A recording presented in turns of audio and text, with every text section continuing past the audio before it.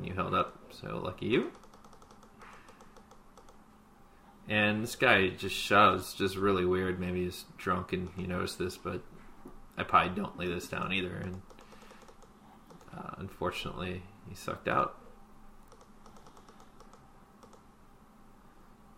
Okay, here we go. You bet. This guy min squeezes, and you're just not going away. But given the fact that he's short, I think it's fine to just get it in here and get heads up and just have this be dead money in the pot for you. Instead, you know, you see a flop and it's just a really tough, weird situation. We got to check, kind of fold, yeah. And here we go again. So I call this off too. So I'm beginning to see a lot of randoms just 3-bet shove their, you know, small stack for just weird, bad ace-high hands. So good thing to make notes on people there. I was curious about 4-betting, so I clicked on the 4-bet here. So I saw 7s. Let's kind of see what happened with this hand. So this raise size, I mean, it's just, obviously I might be nitpicking here. We got a limper and this guy limps too. So normally it's 4 times big blind at these stakes. Let's just call it 3.5 or whatever. That's 35 cents. 45, 55 cents. So 40-cent raise there's just a little short. This guy min 3-bets you after limping, which, I mean, this is kind of dubious of what he might be doing. So then you come over the top 4-betting him, and he calls. So I don't know what on earth either of you two kind of doing on this hand. It's just kind of a funny hand, but I have a feeling you had some history with him. So moving on, I brought up the position report back in the report section. So starting out early, playing super tight. That's good. Middle position, little bit looser.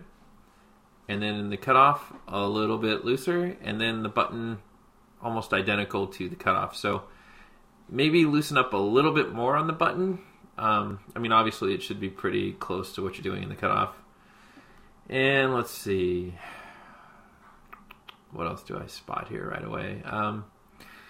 Yeah, I think your small blind, big blind is fine. I think you might want to be 3-betting a little bit more on the big blinds, and especially on the button. I'm not sure why it's more on the button than it is in the cutoff for the 3-bet number, but you know, you only have 5,000, 6,000 hands for each one of those, so it's not a huge sample, but just something to keep in the back of your mind. So overall, though, I'm seeing really good position play, very good positional awareness, so I like what I see. Okay, so I'm also looking now at hands at showdown, and so it's kind of interesting what's happening here. Your big moneymaker is your sets. That's no surprise. That'll be the case throughout the rest of your poker career. Full houses, pretty good.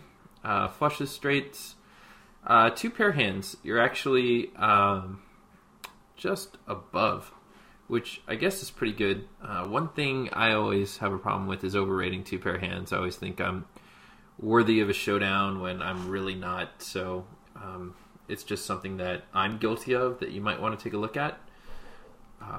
Maybe we can take a look at some of these hands here, and we'll focus on 3 good ones, and we'll look at 3 bad ones here.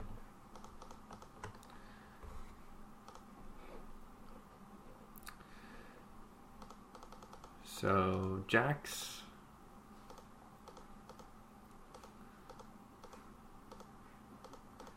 Yeah, no problem there. Oh, he just sucked. Oh, nice. Thought you lost there for a second. Here's some queens. Good raise. Oh, that's just... It's like the worst board for queens.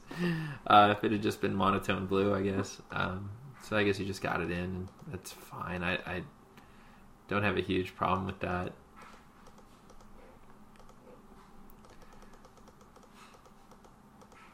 Ace queen.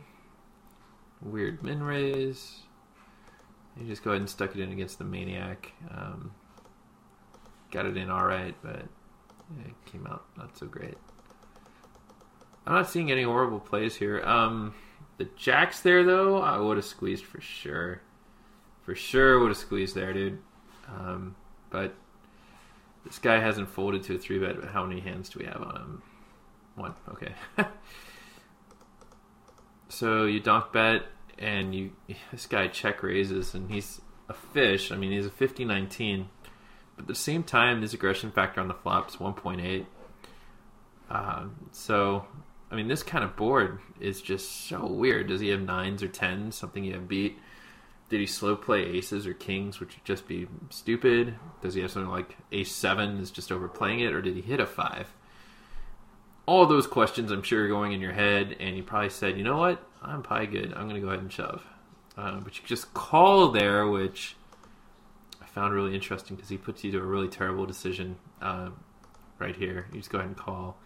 And he did hit the 5. I probably would have just gotten it in on the flop and then gotten real pissed off and angry and tilted. But yeah, tough hand that I think really would have been avoided if you'd just squeezed there in the big blind. And I'm sure you know, I'm just reiterating what you probably already know.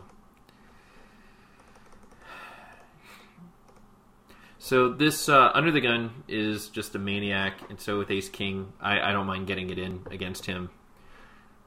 This guy calls, but this raise has to be a bit more, and this guy just pretty much shoves. And then you call here. I don't know what the point of calling is, because by calling here, you've made the pot 12 bucks, and this guy's got 9.21, and he's just a lunatic. So this is, I mean, just an automatic shove. The min bet here, I don't like at all. Why? Because this is a drawy board. The 8-9, you know, Jack 10, you know, 10-7's unlikely, but Queen 10, whatever, and then obviously any 2 spades for the flush, really dry. So I just get it in here, and he min raises you. Great, just get it in. Come on. See. Yeah. See, you would have won a bunch of EV there. I mean, I'm sure he's never folding, but you just got to get it in. Don't be afraid to get it in, especially like in a 3-bet pot like that against some maniacs. They're showing up with such random hands at the flop. Really got to pop that. I noticed you hit a straight flush, so I never see these things. And technical difficulty. We'll be back in a second here. So let's take a look at some of these sessions, and that'll pretty much conclude this video. We're seeing sessions are usually about hour and a half-ish, 80 to 100 minutes, which is usually pretty good. Let's do something interesting. Let's filter by minutes played. And the super long sessions tend to be pretty profitable. The shorter sessions tend to not be. That's kind of funny. I kind of would have thought it was the other way. I've never put in a 354-minute session. I've never even put in a 200-minute session. So, yeah, maybe something to consider. Maybe it has absolutely nothing to do with anything. But that's kind of an interesting stat for you to take a look at. And maybe judging your time and playing some long sessions is a good thing for you. And maybe you're playing, this is again me guessing, but the shorter sessions, there's some distracting thing and you're not giving it your full attention. I don't know. But it's good that, I mean, this is incredibly consistent though. I mean, there's not a huge difference in what I'm guessing is the mean of about 100, 120. Anyways, that'll do it for this video. This is a really good, like, giant overview kind of video of some things we can take a look at when it comes to someone's giant database over the course of the long haul. This has been Sean for TightPoker.com, and encouraging you to check out our other videos on YouTube and PokerTube. Thanks a lot, and visit us at TightPoker.com.